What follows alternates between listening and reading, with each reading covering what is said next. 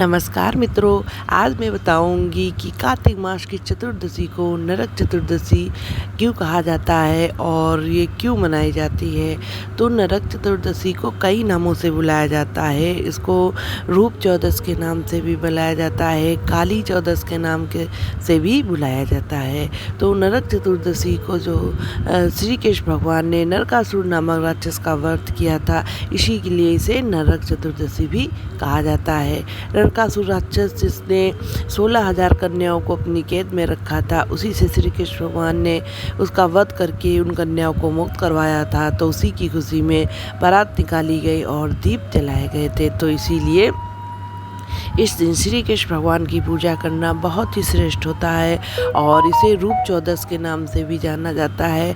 कहा जाता है कि इस दिन अभ्यंग स्नान करने से रूप की प्राप्ति होती है।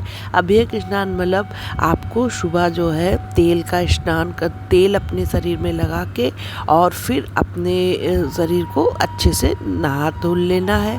इससे कहा जाता है कि रूप की प्राप्ति होती है और इसे काली चौदस भी कहा जाता है। बंगाल में जो इसे काली माता का जन्मदिन के रूप में भी मनाया जाता है। और साथ ही साथ इस दिन मृत्यु के देवता यमराज जी की पूजा भी की जाती है। और इस दिन कहा जाता है कि घर का कोई बुजुर्ग जो सदस्य होता है, घर में एक दीपक जला के पूरे घर में दिखा के फिर उस आखिरी में उस दीपक को घर के बाहर कहीं कोने में रख देता है। जैसे हमारे यहाँ तो जो होता है घर की नाली में ही ये दीपक जला दिया जाता है, डाली के ऊपर रख दिया जाता है। तो इसे यम का दीपक भी कहा जाता है। तो और बहुत लोग जो होते हैं जो नरक से मुक्ति के लिए या पाप मुक्ति के लिए यहाँ ये व्रत भी करते हैं। तो इसकी एक पौराणिक कथा भी है कि इसकी व्रत क्यों किया जाता है कि नरक से मुक्ति के लिए एक रंतिदेव नामक एक धर्मात्मा राजा थे जो कोई भी पाप नहीं करते थे। जब उनका समय मृत्यु का समय निकट आया तो उनको यमराज लेने के लिए आए और जब यमराज उन्हें लेने के लिए आए तो उन्होंने कहा कि मैंने तो कोई भी पाप नहीं किया, तो आप मुझे नरक में क्यों लेके जा रहे हैं।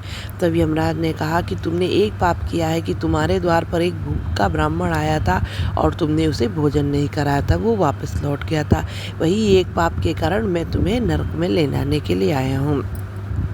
तो उन्होंने कहा कि मुझे 1 वर्ष का, राजा ने कहा यम देवता से कि मुझे 1 वर्ष का जो है आप समय दे दीजिए। तो उसके इतने पुण्य थे राजा के, जिसके कारण यमराज ने 1 वर्ष का समय दे दिया और चले गए। तो फिर वो जब राजा बड़ा परेशान होकर ऋषि के पास गया, पूछा कि मैं इस नर्क नहीं जाना चाहता हूँ और इस पाप से मुझे कैसे मुक्ति मिले। तब ऋषियों ने कहा कि आप कृष्ण पर जो कार्तिक की चतुर्दशी होती है, इस दिन व्रत रह के आप ब्राह्मणों को भोज करवाइए, अच्छे से पूजा करिए, व्रत रहिए, इससे आपको इस पाप से मुक्ति मिली। तो उन ऋषि के अनुसार राजा ने सभी काम किए जिससे उसे पाप से मुक्ति मिली और वो वैकुंठ लोक में उसे स्थान प्राप्त हुआ। इसीलिए कहा जाता है कि इस दिन व्रत रहने से, जो भी पूजा पाठ करने से है, नरक से मुक्ति मिलती है। तो यही छोटी सी जानकारी नरक चतुर्दशी के बारे में थी जिसको मैंने आपके साथ शेयर करी। अगर आपको मेरी जानकारी अच्छी लगे तो धन्यवाद।